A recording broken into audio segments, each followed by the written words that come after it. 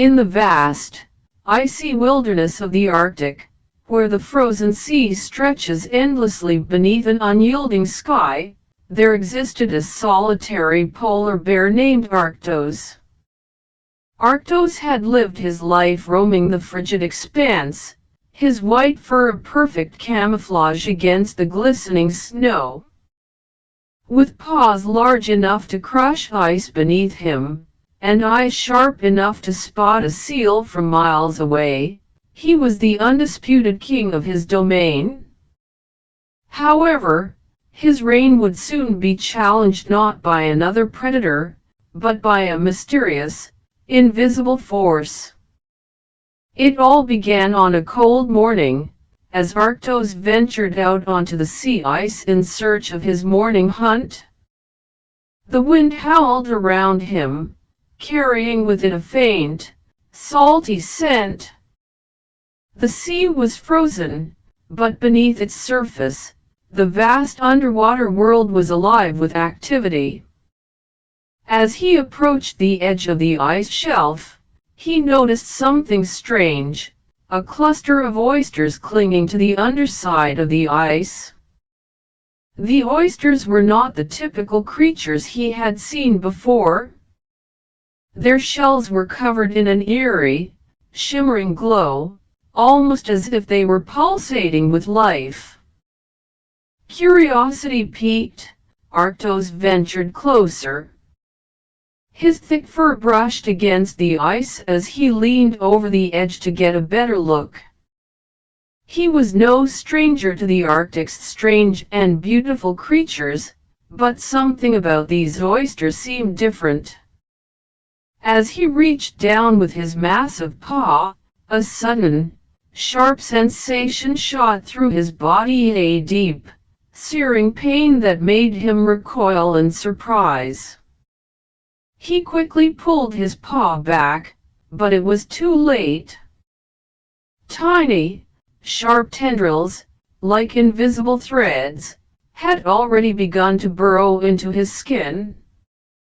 Confused and in pain, Arctos shook his paw violently, trying to free himself from the grip of the unseen invader. But the tendrils only tightened, slithering beneath his thick fur and sinking deep into his flesh. His heart began to race as the sensation spread, moving slowly up his arm, then to his chest, and soon, to his entire body. Arctos tried to shake off the feeling, but it was as if something was taking root inside him, something that could not be seen, but was undoubtedly there. Over the next few days, Arctos began to feel strange. His body was no longer his own. At first, it was a dull ache that he attributed to exhaustion from the harsh Arctic conditions. But the pain grew sharper, more intense, as if his very cells were being eaten away from the inside. His once powerful body began to weaken. His thick coat of fur fell out in clumps, and his movements became sluggish. Something was happening, something unnatural. Arctos had encountered parasites before, but nothing like this. The oysters had somehow infiltrated his body, not just attaching to his skin, but growing inside him, taking control of his muscles and nerves. They multiplied rapidly, their larvae spreading through his veins and arteries like an uncontrollable wildfire. The invasive creatures were relentless, and Arctos felt his own strength fading away as they consumed his energy. His once mighty roars of dominance turned into weak cries for help that echoed into the desolate landscape. One evening, as the sun dipped below the horizon, casting long shadows over the snow, Arctos found himself near the shore of a frozen bay, unable to move more than a few feet at a time. The oysters had infiltrated his lungs, making it difficult to breathe. Each breath was shallow and labored, and his mind began to fog. He was losing the battle against an invisible enemy that no one animal or human could have anticipated. Desperate for help, Arctos ventured deep into the icy wilderness, hoping that the wise elders of the Arctic could provide answers. The ancient polar bears, who had seen the shifting tides of the land for centuries, might hold the key to understanding this bizarre invasion. Arctos stumbled upon a secluded cave, where an old, wise polar bear named Marnik lived. Marnik had seen many winters and had knowledge passed down through generations.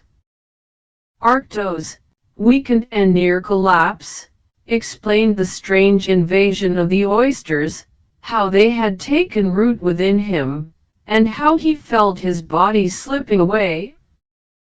Marnik listened intently, his ancient eyes narrowing.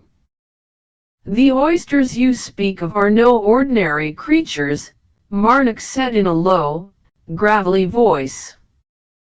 "They are the manifestation of an ancient curse, born from the depths of the ocean. Their larvae are parasites that invade the bodies of creatures, feeding off their life force until nothing remains." Arctos' heart sank as Marnik continued. "The only way to rid yourself of the oysters is to return to the ice where they first infected you. There, in the place where the curse began, you must confront the source of their power." With little choice left, Arctos made his way back to the frozen bay where his nightmare began. The once familiar surroundings now felt alien, as though he had become a stranger in his own home. The ice, which had once felt so solid beneath his feet, now seemed treacherous. His strength was all but gone, and the oysters had spread so far that they seemed to have a mind of their own, controlling his movements. As he reached the edge of the ice, where the oysters had first taken hold, he saw something that made his blood run cold, a massive, glowing oyster, pulsating with an eerie light, sat at the heart of the frozen sea. It was the source of the curse. The oysters had been drawn to it, using its dark energy to invade and control the creatures around them. In a final act of defiance, Arctos gathered every ounce of strength he had left and charged at the glowing oyster. His claws slashed through the ice as he tore through the frozen surface, but the oysters inside him fought back, sending waves of pain through his body. The battle raged on, and Arctos felt his body growing weaker with every passing moment. But as the first light of dawn broke over the horizon, something miraculous happened. The oysters, sensing their impending defeat, began to retreat, their grip on Arctos loosening. The glowing oyster pulsed one final time before shattering into 1,000 pieces, its power vanquished by Arctos' courage and strength.